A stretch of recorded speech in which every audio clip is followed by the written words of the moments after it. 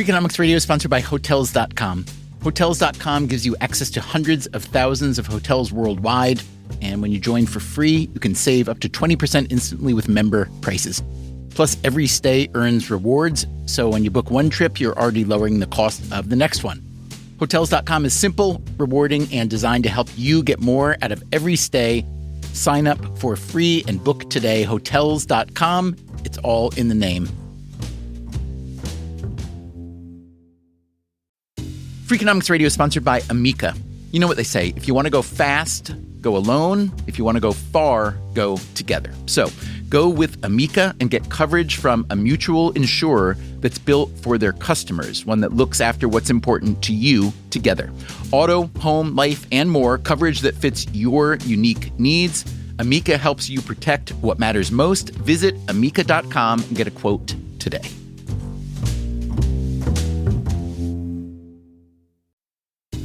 Freakonomics Radio is sponsored by Mint Mobile. Ditch overpriced wireless with Mint Mobile. Cut your wireless bill to $15 a month at mintmobile.com/freak. Upfront payment of $45 for 3 months, $90 for 6 months, or $180 for 12 months. Plan required, $15 per month equivalent. Taxes and fees extra, initial plan term only. Greater than 50 gigabytes may slow when network is busy, includes up to 20 gigabytes hotspot.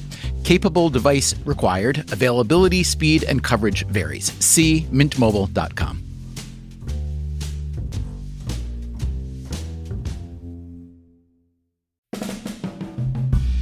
Hey there, it's Stephen Dubner. What is the statute of limitations on wishing someone a Happy New Year? Seems like it slips a little further every year. So let me be the last to wish you a happy 2022. In celebration, we are putting out this episode from our archive. It's called Are You Ready for a Fresh Start? When it first ran, it seemed as if we had weathered the COVID pandemic and were coming out the other side. As it turned out, the virus kept doing its thing all last year, so you may find some of the COVID references more relevant than we all would have liked. Otherwise, we've updated some facts and figures. Hope you enjoy, and thanks for listening.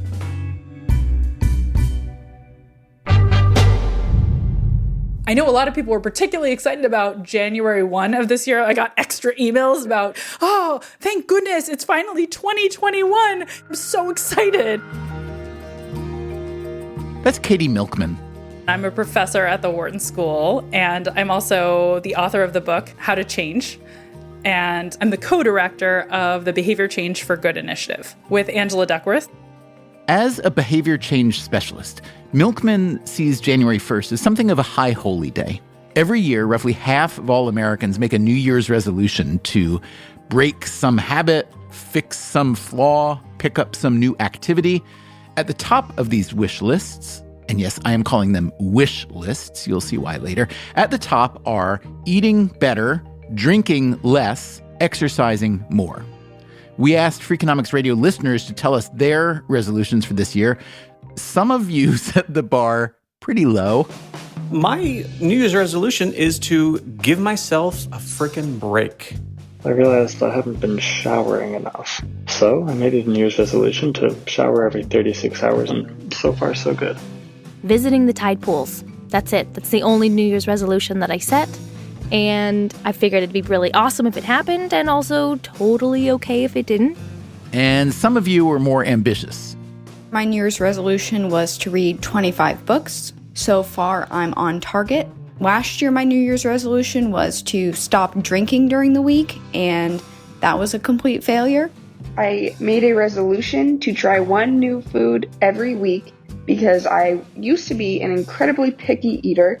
Hi there, Freakonomics. My one resolution in 2021 is that at least 4 days every month, I do not drive my car, nor do I hail any kind of rideshare or taxi or anything. It's my little way to try and reduce my fossil fuel consumption. Why is January 1st the day that we burden with so much hope, so much resolve? That's a fresh start. It's the big fresh start. But there are others too, it turns out. So it could be a birthday, the start of a new week even, or the start of a new month.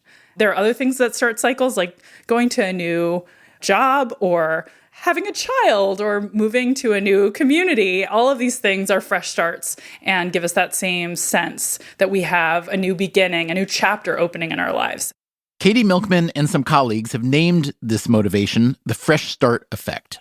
She says that fresh starts can shift our psychology in at least two ways. The first, they feel like new beginnings. So they give us a sense that anything that preceded them, that was the old me, this is the new me. And so we can wipe that slate clean. And the second shift, they make us step back and think big picture about our lives and our goals because they're sort of disruptive. It's like this different moment. You're entering a new era. Did the phrase, the fresh start effect, really not exist? It really didn't. All we had to do was add effect to this very catchy, well-known phrase, and it became like we had invented something brilliant and new. Humans have indeed long been captivated by the notion of the fresh start. Think about the book of Genesis and the story of Joseph. Joseph's older brothers are so jealous of him and his fancy coat of many colors that first they toss him in a pit and later sell him into slavery. But ultimately, he gets a fresh start in Egypt, where none less than Pharaoh makes Joseph his advisor, his oracle.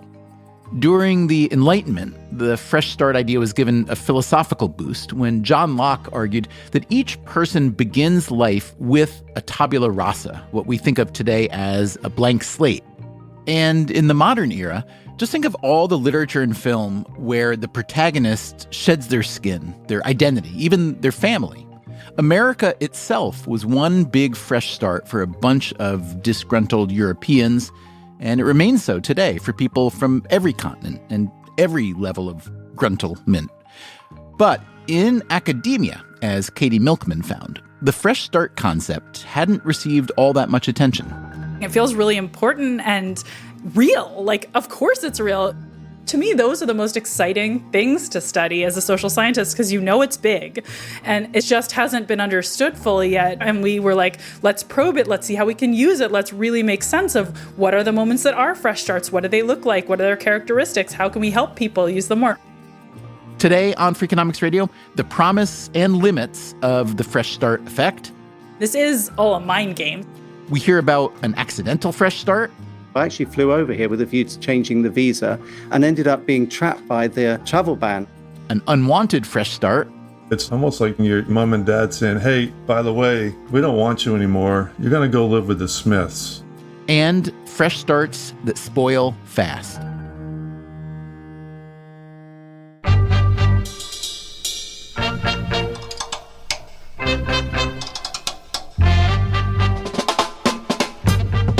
This is Freakonomics Radio, the podcast that explores the hidden side of everything. Here's your host, Stephen Dubner.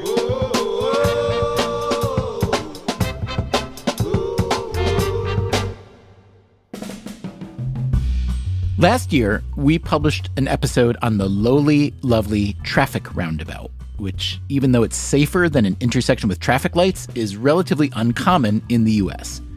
One convincing theory was that many people are simply averse to change. They're naturally suspicious of anything that's a bit different. Indeed, there is a large body of research showing that aversion to change is real and large.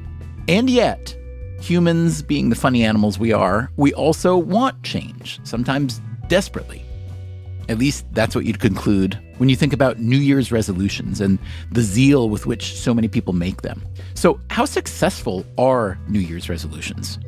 A recent study by a Stockholm University psychologist named Per Karlbring, along with 3 co-authors, found that 55% of these resolutions essentially worked. That sounds amazing. So I'm going to be a grouch about it. That, again, is Katie Milkman, whose research on the fresh start effect is cited approvingly in this new study.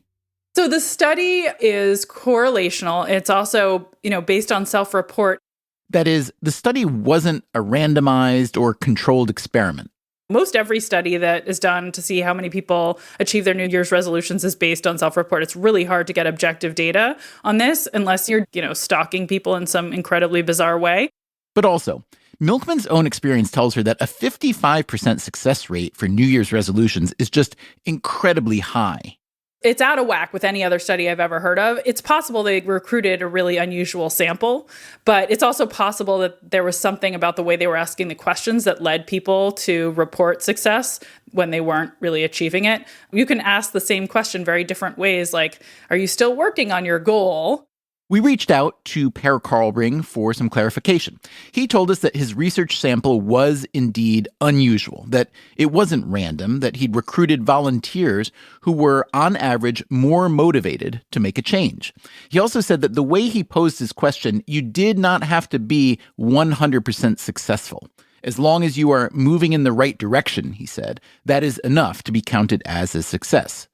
So yes, that 55% success rate isn't what you might objectively consider success. To Katie Milkman's point, other studies trying to measure New Year's resolutions have shown a success rate as low as 8%. To her, that is closer to the reality. So it's a funny thing. In general, goal pursuit mostly ends in failure. Tell me about it. Yeah. I'm always a little defensive when people say, oh, why should we even bother pursuing our goals? Most of it ends in failure, because obviously you can't really get anywhere if you don't try. As they like to say, you miss 100% of the shots you never take. You got it. So we're pretty confident that it is a beneficial thing to have more people going for it. Going for it, meaning pursuing goals that require behavior change and using whatever tools are available, like the Fresh Start, to accomplish those goals. Milkman and her colleagues published their first research on the Fresh Start effect in 2014. The data came from Google search results. So if you just grab a data set, like when people search for the term diet on Google, you see a natural tendency to create goals more at these fresh start moments, meaning the beginning of a new year, birthdays, the start of a new week or a new month. They also ran some experiments. It turns out if you just point out to someone, hey, did you notice March 20th is the first day of spring? That all of a sudden increases their likelihood of wanting to start pursuing a goal on that date. But they also found, as shown by New Year's resolutions, that a fresh start is only a start. It is by no means a guarantee that the new behavior will stick. It's not a one and done solution. You don't just need a little more motivation. There's all these obstacles to change, and we need a set of tools that tackle all of them, not just that momentary motivation if we want to change daily decisions. But what about situations where a behavior doesn't have to be repeated, like enrolling in a retirement savings program? We teamed up with several universities that wanted to encourage their employees who weren't yet saving for retirement to save more. Milkman and her team sent out mailers to more than 8,000 people, randomly dividing them into 2 treatment groups. So imagine there was Stephen Dubner 1 and Stephen Dubner 2 in our study, and you're identical twins with the same name except for 1 and 2. Dr. Seuss named me plainly. So Stephen Dubner 1 is randomly assigned to the control group. He gets a mailing inviting him to start saving either now or in 3 months. And let's say Stephen Dubner 2's birthday and Stephen 1's birthday both happen to be in 3 months. Stephen Dubner 2 gets randomly assigned to the Fresh Start condition. He's invited not to start saving now or in 3 months, but to start saving now or after his next birthday. Now, it's an identical offer, but in one case, it's highlighting the moment that might feel appropriate for saving. The researchers also sprinkled in a few placebo dates throughout the sample, like Martin Luther King Jr. Day and Valentine's Day. We found that the dates that really worked were birthdays and the beginning of spring. Whereas the other dates we looked at, actually New Year's didn't have a big effect, which was surprising. We would have expected it to. And then, of course, as you would expect, the placebo dates, nothing happening there. Milkman was convinced that the Fresh Start effect is substantial enough that it can transcend the calendar, that it can be manipulated to suit one's needs. And this is all a mind game. So certainly if you want to, you can remind yourself every Monday, every time there's a holiday, it's a new beginning. This is one of the things that's made the coronavirus era so hard, which is that the way we lead our lives, they're really constructed to give us opportunities to restart all the time. It feels like we're all living this very long week that started in March of 2020. Is the average Monday more powerful than the average first of the month, even though there are 4 times or 5 times as many Mondays?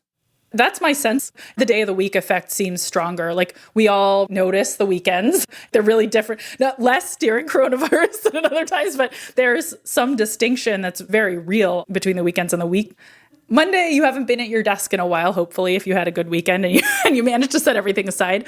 That juice runs out a little bit by the 17th Zoom call of the week, but I feel excited at the beginning of a week. One thing I've observed is how often a new location can trigger a fresh start. Like if you rent a little house for a family vacation and there's a chair in the corner and a bunch of books on the shelf, I will spend days reading books I'd never think about reading at home. Why? Your routines have been broken. Also, these aren't the same old books you have at home. The novelty is inspiring. Isn't that why so many of us love to travel? It exposes you to new experiences, new people, new ways to see the world and think about your place in it. Travel is a constant barrage of fresh starts. That's why travel can also be disorienting, even overwhelming. This past year, we have all taken a disorienting and unscheduled trip to the land of COVID-19. So, what will our collective return feel like? Just think about how many fresh starts we'll be looking at. New relationships, new jobs, new living circumstances. You've got all the goodies in there, right? You've got the new environment and the psychological break. What we know is that when people move and their circumstances change, their environments change, their social circles change, it gives them an opportunity to change along with those things. And if they want to take advantage of that opportunity and structure their lives in a way that will facilitate better outcomes, they're better set up to do that when you move because you haven't built routines, you haven't built bad habits.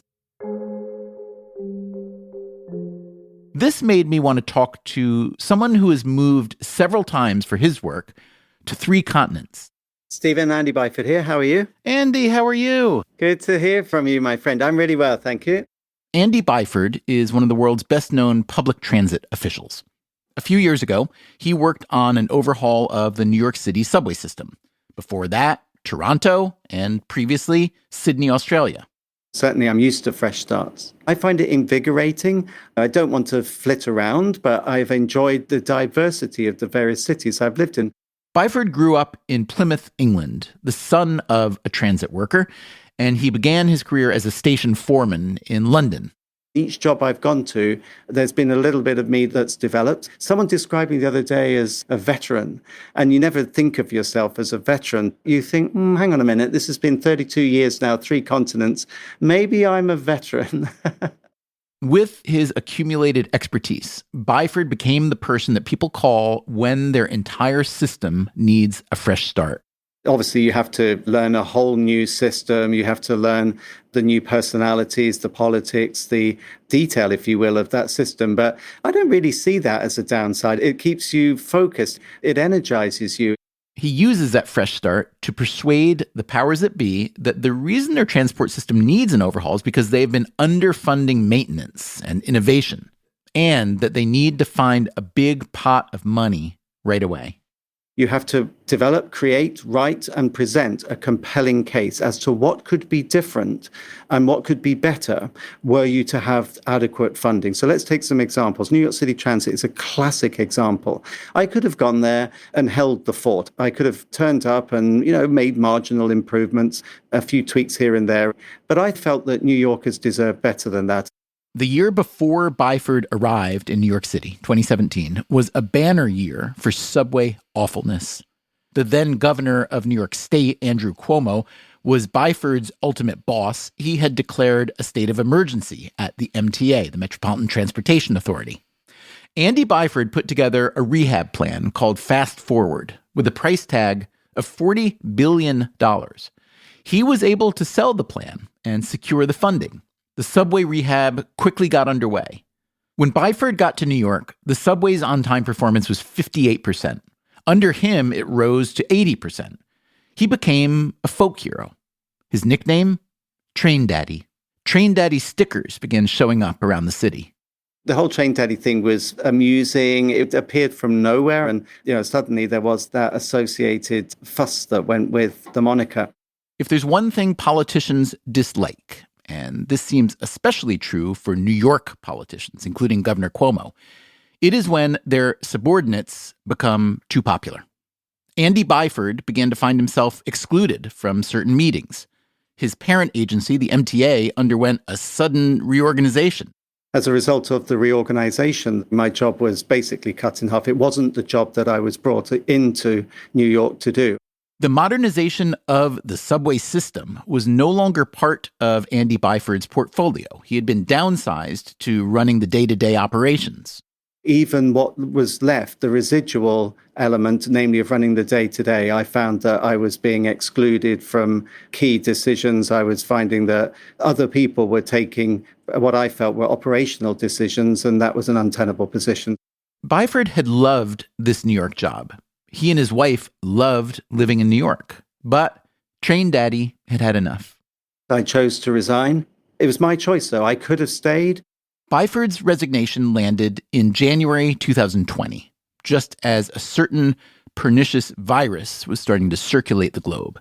Once the true horror of COVID emerged, I did feel somewhat guilty because had I known what was only a couple of months away, I may still have resigned, but I would think I would have put it in abeyance because I felt desperately sad for the wonderful 50,000 employees of New York City Transit who've borne a terrible price for COVID.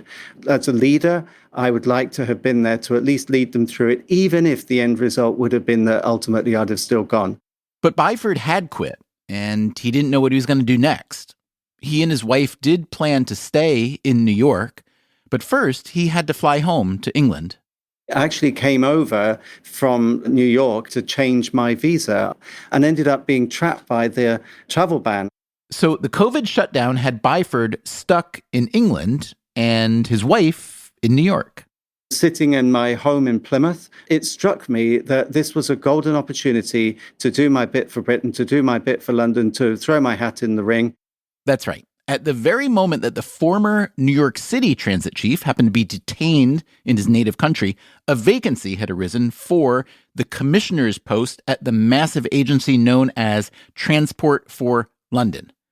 Byford applied, got the job, and is now responsible not only for London's subways, also known as the Tube or the Underground, but the entire transport system. Above-ground trains and ferries, roads and buses, even bicycles and pedestrians.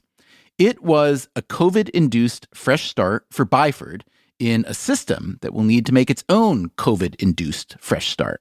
Bus ridership at the moment is around 40%, the Tube around 20% of normal levels. At one point, the Tube was 5% of its normal ridership, levels not seen since Victorian times. And it's hard to predict what ridership levels will return to and when. We've modeled 5 scenarios ranging from a doomsday scenario where pretty much the ridership never recovers through to probably an overly optimistic one where we get back to normal within a couple of months of lockdown ending. I don't think either of those are likely, but something in the middle ground where maybe we get to 90% of ridership in the medium term, that's more likely. Byford is choosing to look at this moment as an opportunity. One of my mantras in life is there's always opportunity in adversity. And I'd certainly say that's the case for the pandemic because you can take the opportunity to reflect upon the way you've always done things. Reflecting on the way you've always done things is, as Katie Milkman explained earlier, one of the key benefits of a fresh start.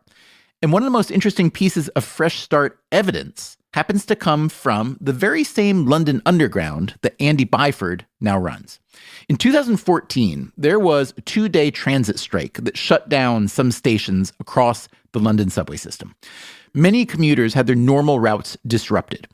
You could look at this as simply a temporary inconvenience, or you could look at it as a forced fresh start, especially if you were an economist in search of a research project.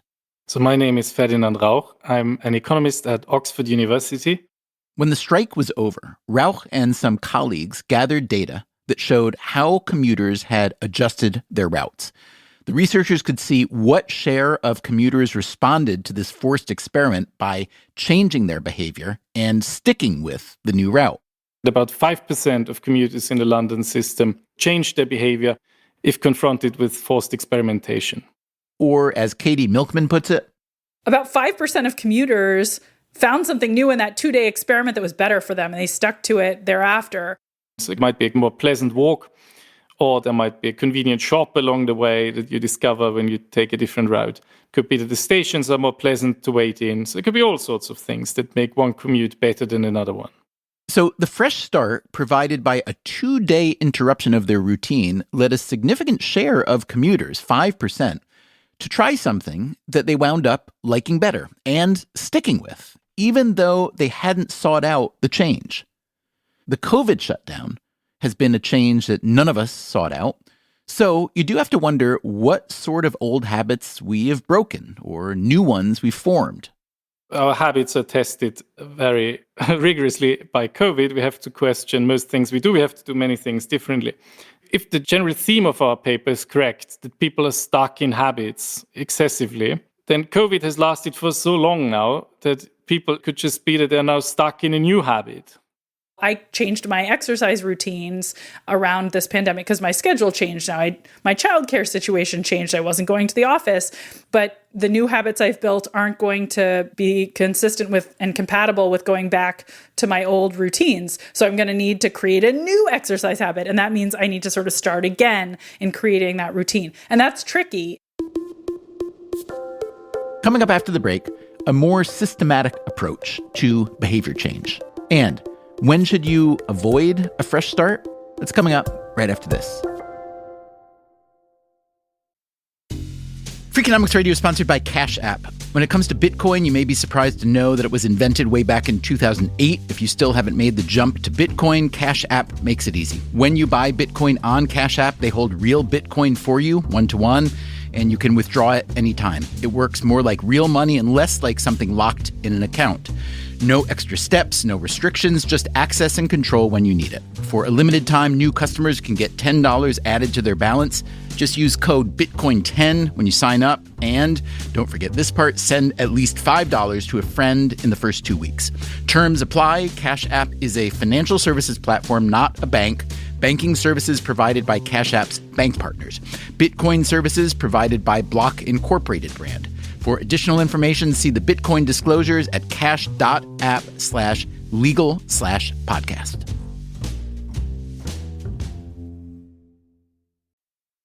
Freakonomics Radio is sponsored by Figure. Did you know that 40% of homeowners own their home outright?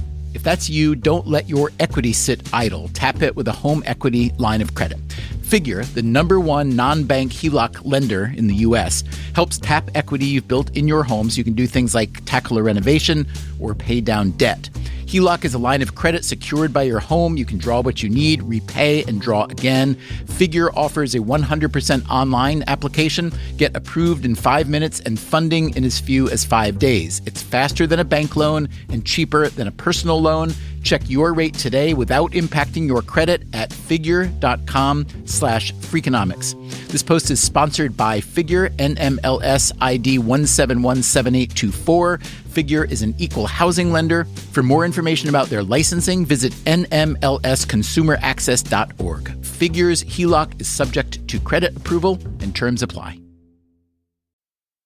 Freakonomics Radio is sponsored by Square, the business platform that helps sellers become neighborhood favorites. No matter if you're selling 3D printed art or running a design studio, Square helps you run your business without running yourself into the ground.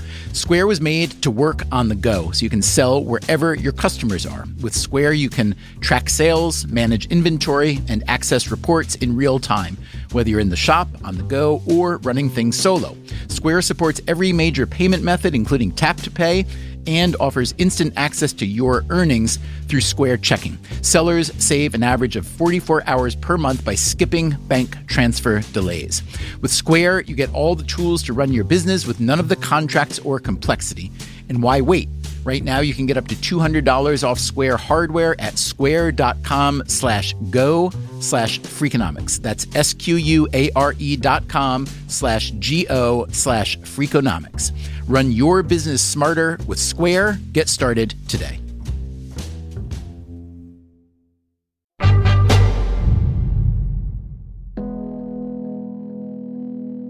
Katie Milkman has a joint PhD in computer science and business, but what she really studies is behavior change. how to make bad habits less attractive and good habits a bit stickier.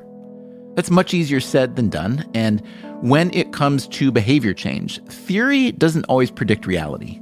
We had this theory that the best way to help people build lasting habits would be if we got them into a really stable routine.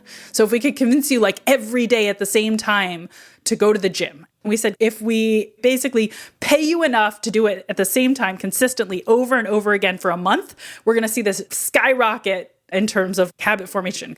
So we ran this test. We paid some people to be really routine, like really the same time every day. And other people we paid to be less routine, if you will. And we were sure the routine folks, when we let go and watched what happened, they would rise.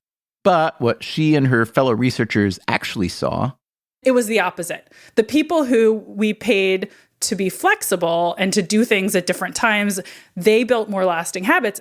And I think fresh starts are like that too. Like life is a mess. So we need to have flexibility. And there's all these little tricks, like trying to train habits that have fallback plans, trying to build in a buffer in case we fail.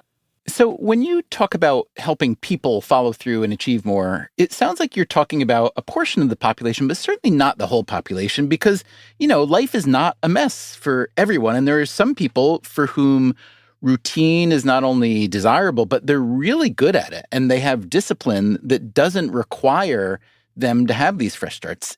If I'm, let's say, a military officer listening to you, I say, well, okay, you sound like you're trying to fix a problem that I've fixed in a different way by actually having routine and discipline where I am able to accomplish the goals I need to without relying on some mental trickery. So is what you're describing really universal and really generalizable, or is it more for the kind of people who tend toward a certain kind of messiness in your phraseology? I actually think the most successful people use all these tricks. So that's why they're successful, you're saying? Yeah, I've yet to meet the perfect person like this military officer of whom you speak. I feel like I interact with a lot of really, really successful, incredible people between my students at the Wharton School and my colleagues and the people I've had the opportunity to work with at companies on research projects. And they're all a mess, you're saying? Well, they're achieving a lot, but we all have struggles. There's nobody who isn't suffering from self-control issues or forgetfulness. And at some level, the more you achieve, the more you need to get everything right because the margin for error is smaller. But yeah, I don't think there's a lot of people who have everything figured out. Everybody's striving to be better on some dimension. There's also the fact that once you have established a good habit or routine, nowhere is it written that you are entitled to its everlasting continuation. We'd done this big intervention to try to get people to exercise more regularly, and we had this very positive effect, and it got wiped away at Thanksgiving break. So students had this disruption to their schedules, and they went home, the gym was closed, they came back, and all the benefits were washed away. Milkman and her colleagues already knew that a fresh start can have a positive effect, but this Thanksgiving lapse got them to see a flip side. We were really interested in the idea that disruptions could sometimes be negative. We were also really interested in the idea of resets. I study a type of fresh start that I call reset. That is Heng-Chen Dai, a former student of Katie Milkman's. Dai now teaches at UCLA's Anderson School of Management, where she studies motivation. She first started exploring the reset idea in a series of lab experiments. Participants would play a game in which they would be interrupted at the midpoint. At this interruption, some participants had their score reset to 0. Others would keep their score running. Dai wanted to know whether a reset affected overall performance, and if so, whether there was a difference if, before the reset, the participant was doing well in the game or doing poorly. In other words, what's the fresh start effect look like if you're succeeding? And what's it look like if you're struggling? Her lab results were interesting enough that she wanted to analyze the reset effect in the real world. She went looking for a real-world scenario that mirrored the lab game she'd been running, and she found it in Major League Baseball. This might lead you to assume that Dai is a big baseball fan. I basically know nothing about baseball. I often joke to my friends that life is too short to watch baseball. But baseball had a quirk that was perfect for what Dai wanted to know about resets. So Major League Baseball consists of two leagues, the American League and the National League. Quite routinely, players are traded during the season. And when a player is traded across leagues during the regular season, his season-to-date statistics are reset. So for example, say a player had a season-to-date batting average right before trade as 275. A 275 batting average is pretty good, above the league average. Anything in the neighborhood of 300 is considered excellent. So let's say that 275 hitter is traded from a team in the American League, like the Boston Red Sox, to a team in the National League, like the Chicago Cubs. If he's traded across leagues, his batting average will start from 0. So that is a reset. But, and here's the quirk that made baseball the perfect real-world setting for Heng-Chen Dai's study. If that same 275 batter is traded from one American League team to another American League team, or from one National League team to another National League team, his batting average doesn't get reset. Voila, a perfect natural experiment to test the power of the reset. With a lot of data. Dai looked at about 700 trades from 1975 to 2014, covering 250,000 individual at-bats. Now, there were a lot of factors Dai had to consider. For instance, if a player happened to be doing very well when they were traded and did worse after, or vice versa. I think some people, when listening to this episode, will naturally think, wait, wouldn't just be regression to the mean, right? And that's why it's critical for me to have a control condition, to look at people who are also traded, but within the same league. Regression to the mean wasn't the only thing Dai had to control for. For instance, maybe it's just easier to get a high batting average once you're traded because now you often play in ballparks that are favorable to batters. Right. Some ballparks are considered hitters' parks, while others favor pitchers. And you play half your games in your home park, so you have to control for that. And also, people may be wondering, okay, batters traded across leagues may face pitchers whom they have not encountered, right? And in contrast, the batters traded within the same league may continue to bat against the same set of pitchers. So what I did is I try to capture batter-pitcher familiarity by controlling for the number of times a batter encountered a given pitcher up to a given at-bat during his career. As you can tell, Heng-Chen Dai learned quite a bit about baseball for someone who finds that life is too short to watch it. What else did she have to control for? So one potential concern is people were traded to teams with different qualities, potentials, and performance, right? So to address this possibility, each time where a player come at a bat, I control for the performance of the team at that time the player was at. And specifically, I control for the percentage of games the player's team had won up to that date, as well as the team's batting average up to that date. She also controlled for the difference in moving from the American League to the National League versus from the National League to the American League. And finally, Dai controlled for the date of the trade, the point in the season at which it took place. If I'm traded at a later point, I may have a different reaction to reset, and I want to make sure this is not driving my effect. So with all those bases covered, Dai ran her analysis across all those trades, all those years, all those at-bats. And what'd she find? So I find that when a player's performance is weak, more precisely, is their batting average prior to the trade is low, a reset is helpful. Their performance after the trade is significantly better if they are traded across leagues than if they are traded within the same league.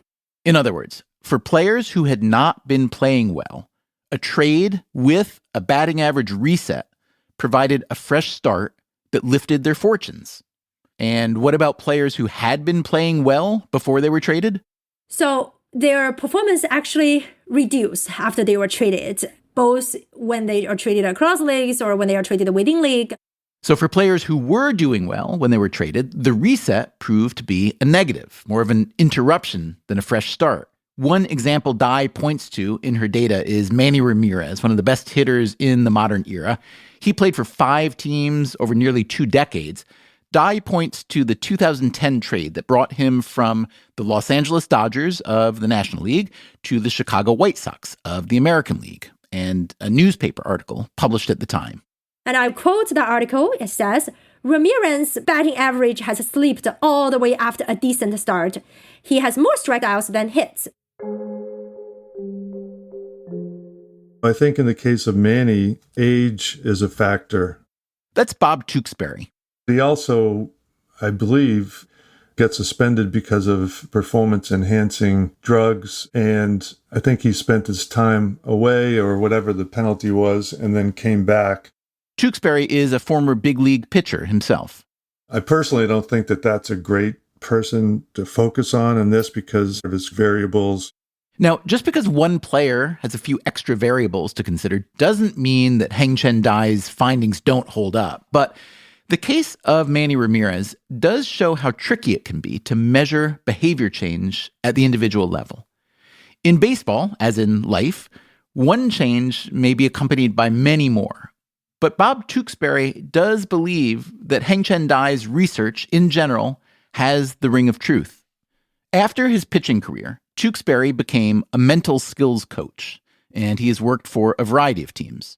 If you're below the league average and you get traded, I think psychologically you're having a bad year and you're thinking like, oh my God, I'm going to end up hitting 230 this year. But then you get traded and you go, hey, I can start over again. And it's fresh, and now you get out of the gate and you're 3 for your first 10 and you're hitting 300, and psychologically you feel better. And conversely, when you get traded across leagues and you're batting 300 in one league, the psychological effect is, now I got to keep this going. I've lost my whole routine.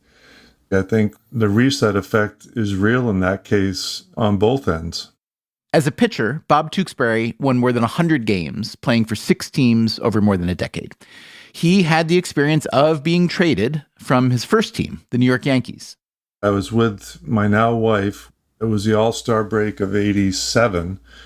She had come to visit me, and we went to the Catskills, and the bellman at the hotel told me that I'd been traded.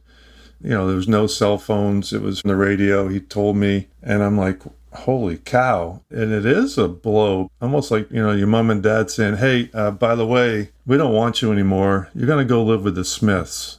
The trade sent Tewksbury to the Chicago Cubs.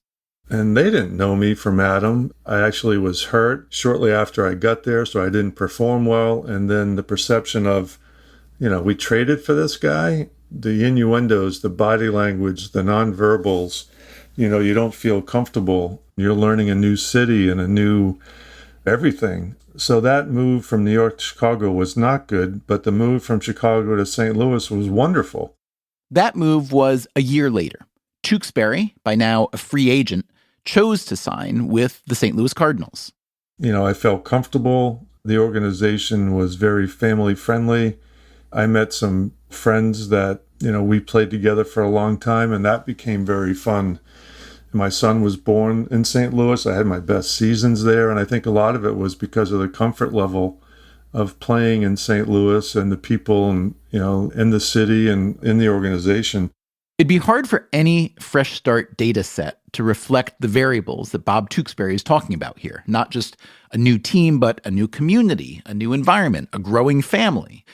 So it's probably not the reset alone that messes with your psyche. Any number of things could make a fresh start a good one or a bad one. There is another sport, which Tewksbury is also fond of, that may be a bit simpler to consider: golf. The golfers all live at home. They're not on a particular team. They travel to the tournaments. The golf courses don't change. The hole's still the same size when you get to the green. And there's one particularly intriguing fresh start possibility in professional golf. Most of the best players on the PGA Tour are in their 20s and 30s. It is mostly a young man's game. But at age 50, there is a reset possibility. That's when you can qualify for the PGA's Senior Tour. And if you look at what happens to golfers as they turn 50 and join that tour, some of them win tournaments right away, most recent examples being Jim Furyk and Phil Mickelson. Now, granted, they are both still good enough to play on the regular PGA Tour, and the senior courses are easier, but If I were an academic researcher looking for another scenario to test the fresh start effect, I'd be thinking about golfers and the age 50 reset. I think that would be a good study on age and performance. At the very least, Katie Milkman thinks there is one idea from golf that should carry over into real life. It's the mulligan, a free do-over shot. I think we should all take a mulligan for 2020 and probably the first half of 2021. Yes, it's a mess. You know, when you're stressed out and dealing with horrible things happening in the world, it's really hard to stay on track with your goals. So I think, everybody should cut themselves some slack and jump on the fresh start bandwagon when things start looking up. That was Katie Milkman last year when we first put out this episode. We asked how she's been doing since then. She told us that around May of 2021, she started to get some semblance of control over her life again. Her 2022 resolution has been to stay off her cell phone from 5:30 to 7 every evening so she can spend some uninterrupted time with her family, including giving her son a bath. So far, she says it's going well because she is taking advantage of what economists call a commitment device. Her phone and computer stay upstairs while she's downstairs with the family. Commitment devices, she told us, are fantastic. How about you? What is your fresh start? Feel free to take inspiration from Katie Milkman or from these Freakonomics Radio listeners and their New Year's resolutions. My resolution is to stay off of Facebook. My New Year's resolution is to not do any personal online shopping. My New Year's resolution is to be more stoic. This year, my resolution is to avoid saying no when friends or family invite me to spend time with them. My New Year's resolution is to get my kids to spend 1,000 hours outside and to be with them doing that. I'm 76 years old and I've never made a New Year's resolution until now. I pledge to compose and perform a short melody, less than a minute, for every day of 2021 and post it on Instagram, but honestly, it might have been easier to give up on the booze.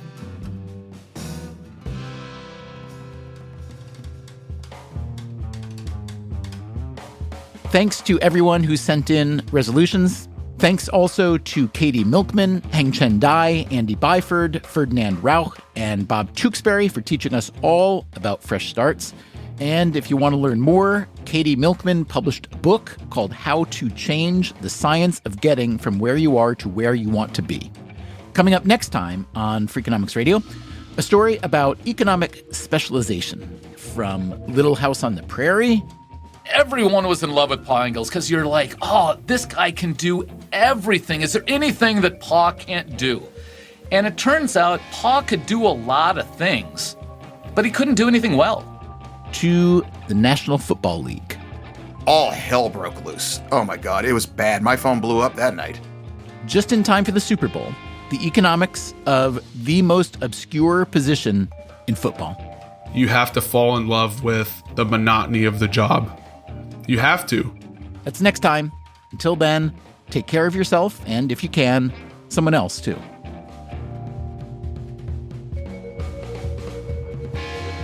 Freakonomics Radio is produced by Stitcher and Renbud Radio. We can be reached at radio@freakonomics.com. This episode was produced by Zach Lipinski. Our staff also includes Allison Craiglow, Greg Rippin, Mary DeDuke, Ryan Kelly, Rebecca Lee Douglas, Morgan Levy, Jasmine Klinger, Eleanor Osborne, Emma Terrell, Lyric Bowditch, Jacob Clementi, and Alina Kuhlman. Our theme song is Mr. Fortune by the Hitchhikers. All the other music was composed by the great Luis Guerra. You can get the entire archive of Freakonomics Radio on any podcast app. You can also check out the other shows in the Freakonomics Radio network. They are No Stupid Questions, People I Mostly Admire, and Freakonomics MD. If you want to read transcripts or show notes for any of our shows, that's at Freakonomics.com. As always, thanks for listening. Can I just say hi to all the New Yorkers out there? I love you guys. I love being in that city. It's a place very dear to my heart, and I'll be back.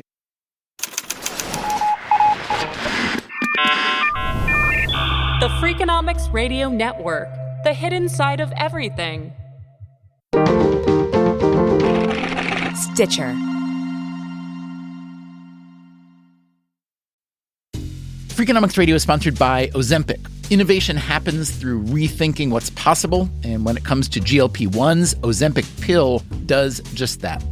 Learn more about Ozempic semaglutide tablets, 4 and 9 milligrams, by calling 1-833-OZEMPIC or visit Ozempic.com to view the medication guide and ask your doctor what's possible with FDA-approved Ozempic pill. Welcome back to Should I Get It Delivered? Contestant, you're out of food and your meds, but are too tired to get up. Do you A, pout, B, beg your roommate, or C, get Walmart to deliver it all same day? Same day? Who knew? Gonna go with C, Walmart. That is correct. Walmart offers same-day delivery for prescriptions, groceries, and more. I love not leaving my couch. Walmart. Who knew? Subject to availability, restrictions, medication exclusions, and fees apply. Traditional home security only alerts you after a break-in, and that's too late. Simply Safe is changing that. Stop. This is Simply Safe. Police are on the way. We don't just alert, we stop crime before it starts. Simply Safe, plan starting around $1 a day. Save 50% on your new system with professional monitoring at simplysafe.com/SXM or with promo code SXM. Outdoor deterrence requires a Simply Safe Active Guard outdoor protection plan starting at $49.99 a month. Visit simplysafe.com/licenses for alarm license information. Tennessee 2012.